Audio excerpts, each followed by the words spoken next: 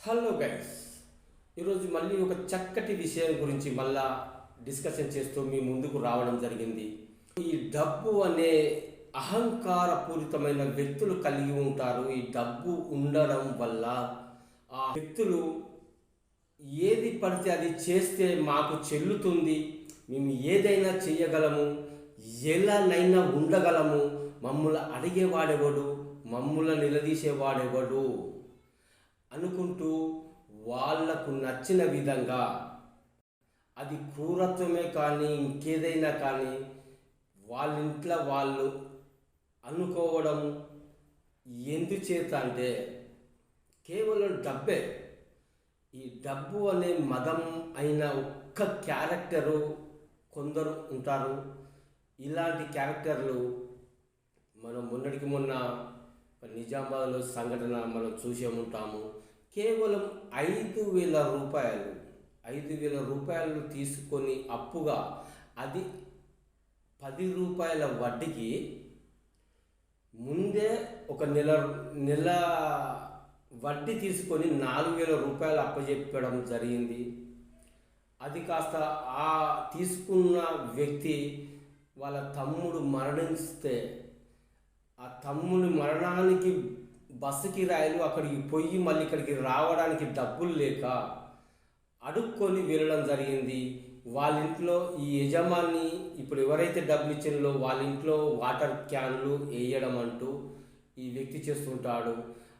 అనుకోకుండా జరిగిన సంఘటనకు అతనికి డబ్బులు అవసరం ఉండి ఒక 5,000 కావాలని అడగడం జరిగింది. ఆ వ్యక్తి ఇవ్వడం జరిగింది. ఈ వ్యక్తి తీసుకొని పోయి ఒక 2 నెలలు తిరిగి ఇవ్వలేని పరిస్థితిలా నేను ఇస్తాను అనుకుంటేనే కాలం వెల్లడించడం జరిగింది.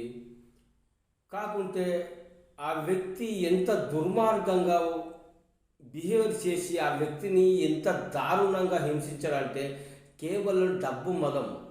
ఈ డబ్బు మదం వల్ల ఇంతటి అన్యాయం అంటే ఆ యజమాని డబ్బులు ఇచ్చిన వ్యక్తికి కొడుకు కూడా వదిలే డాడీ ఎందుకు, సరే ఇస్తాడులే అంటే కూడా వాడి కండ కావడం, ఆ వ్యక్తి మీద దాడి, అత్యంత దారుణ స్థితిలో దాడి చేసి గాయపరచడం జరిగింది.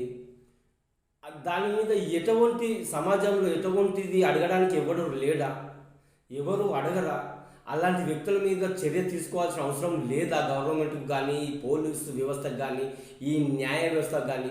ఒక వీడియో మనకు ఆల్రెడీ ఇప్పుడున్న సోషల్ మీడియాలో వెళ్తూ ఉంటే, అది వైరల్ అవుతుంటే, ఆ వ్యక్తి తప్పు చేసింది కరెక్ట్ నిజ నిర్ధారణ అవుతూనే మనకు కళ్ళకు కట్టినట్టు మనకు కనబడుతున్నప్పుడు అలాంటి వ్యక్తుల మీద ఎందుకు చర్య తీసుకోకూడదు? ఇస్తున్న ప్రభుత్వం ఏంటిది, గవర్నమెంట్ ఏంటిది, న్యాయ వ్యవస్థను కూడా మనము ఆలోచించుకోవాల్సిన అవసరం ఉన్నది. ఇలాంటి వ్యక్తులు సమాజానికి చీడ పురుగులు లాంటి వాళ్ళు.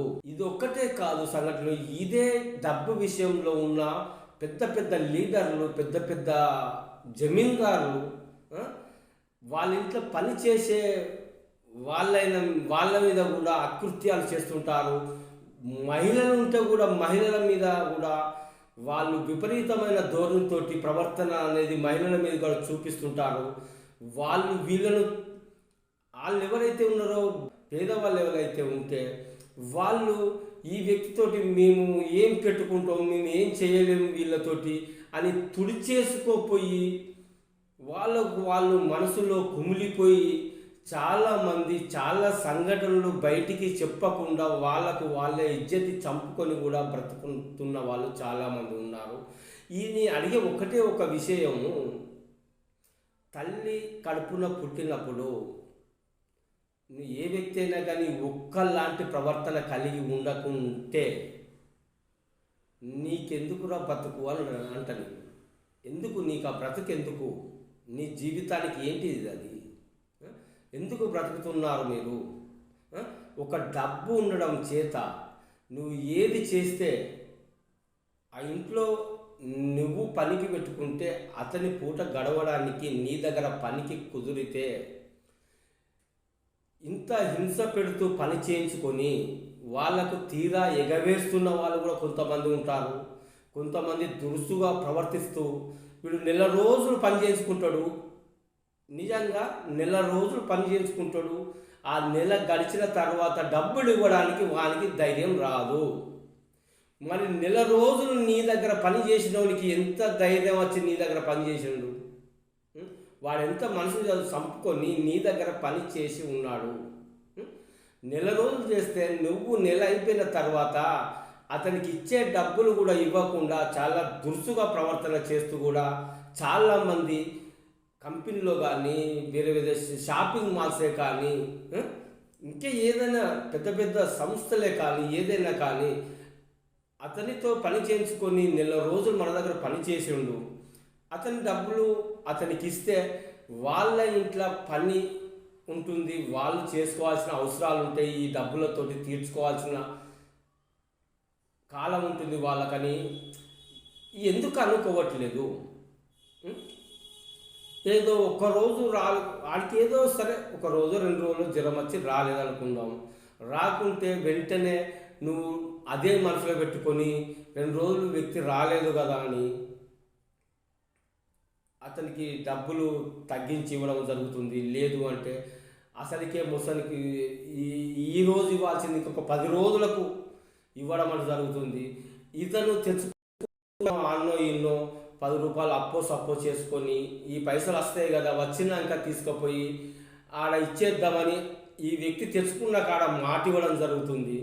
ఆ మాట కాస్త టైంకి ఈ డబ్బులు రాక మాట కాస్త ఇచ్చిన మాటను నిలుపుకోలేక వాళ్ళతోటి మాటలు అనిపించుకోవడం జరుగుతుంది. ఇంత దుర్మార్గమైన ఆలోచనలు ఈ వ్యక్తులకు ఉండకూడదు. ఇంకా పోతే ఈ మహిళల మీద అత్యంత దారుణ స్థితిలో ఎవరు చెప్పుకోవటం లేదు, కానీ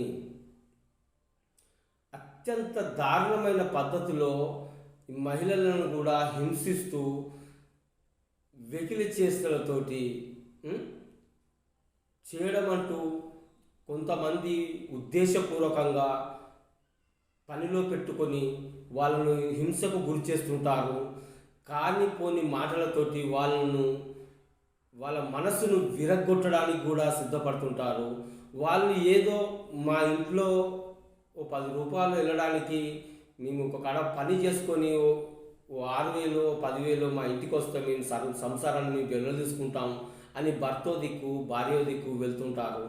ఈ వెళ్ళడం వల్ల ఈ వ్యక్తి అవకాశం తీసుకొని ఇటువంటి విధంగా ఒక మహిళల పట్ల అసభ్య ప్రవర్తనలు కూడా చేసే వాళ్ళను ఎట్టి పరిస్థితుల్లో కూడా క్షమించరా అని నేరము. ఇది మహిళలు చాలామంది మహిళలు బయటికి చెప్పుకోకుండా వాళ్ళ దాంట్లో వాళ్ళే మనసు చంపుకొని కన్నీటి పర్యంతమైన కుటుంబాలు కూడా చాలా ఉన్నాయి. నిన్నగాక మొన్న మనము ఏదో లీడరు వీడు పొడి చేసిండు వాడు పొడి చేసిండు అని ఏదో లీడర్ అంటే 2 కుటుంబాలు, ఒక సంసారం, ఒక ఆడది. రకుల్ ప్రీత్ సింగ్ ఆమె హైదరాబాద్కు వచ్చి తన బతుకును తాను వెల్లదిస్తుంది. నాకు హైదరాబాద్ అంటే చాలా ఇష్టము, నేను హైదరాబాద్ను వదిలి వెళ్ళలేను అని, నాకు ఇక్కడ మంచి ఆరోగ్యకరంగా ఉంటుంది, మంచి వ్యక్తిత్వాలు ఉంటాయి ఇక్కడ అని రకుల్ ప్రీత్ సింగ్ ఒక సినీ యాక్టరు హైదరాబాద్లో స్థిరపడి ఆమె యాక్టింగ్ చేస్తూనే ఒక జిమ్ ఏర్పాటు చేసుకొని అది కాస్త ఒక లీడర్ కంట్లో పడి ఆమె బ్రతుకును ఆగం చేయడానికి చూస్తే ఇంకొక లీడరు, తండ్రి లీడరు ఆమెను హైదరాబాద్లోనే లేకుండా చేసిండు. ఆమె యాక్టింగు, ఆమె జీవితం సర్వనాశనం చేసి ఇప్పుడు ఆమె స్థితిగతులు ఎలా ఉన్నాయో కూడా బయటికి చెప్పుకోలేని విధంగా ఆమె ఎక్కడ ఉంటుందో ఏ విధంగా ఉంటుందో కూడా వెల్లడించకుండా తనకు తాను బ్రతుకుతున్నది. ఇంకొక విషయము, మన సినీ ఇండస్ట్రీకే సంబంధించిన ఒక కుటుంబం నుండి తెచ్చుకున్న ఒక అమ్మాయిని, ఆమె కూడా యాక్టరే, అతను కూడా యాక్టర్ కొడుకే, కొడుకు కూడా యాక్టరే. ఆ అమ్మాయిని తెచ్చుకొని కాస్త సంసారం వెల్లడిస్తుంటే ఈ లీడరు అక్కడి నుంచి అన్నీ ఈ ఫోన్ కాల్స్ ద్వారా వాళ్ళ జీవితం కూడా ఆమె జీవితం కూడా వ్యర్థమైపోయింది. చివరికి విడాకులు తీసుకొని ఎవరికి వారు ఉండడం జరుగుతుంది. ఇలాంటి ఒక వ్యక్తులు ఇంకొక వ్యక్తుల జీవితాన్ని ఖరాబ్ చేయడానికి ఎవరిచ్చిండు అధికారము? ఎవరిచ్చిండు? ఒక వ్యక్తి జీవితానికి దాన్ని అతను బ్రతుకుతున్న జీవితానికి ఖరాబ్ చేసే అధికారం ఎవరిచ్చిండు మీకు? ఇది అసలైన మ్యాటర్. ఓకే, ఈ వీడియో మీకు నచ్చుతుంది అనుకుంటున్నాను. నచ్చితే కనుక సబ్స్క్రైబ్ చేసుకోండి, లైక్ చేసుకోండి. Okay, thank you.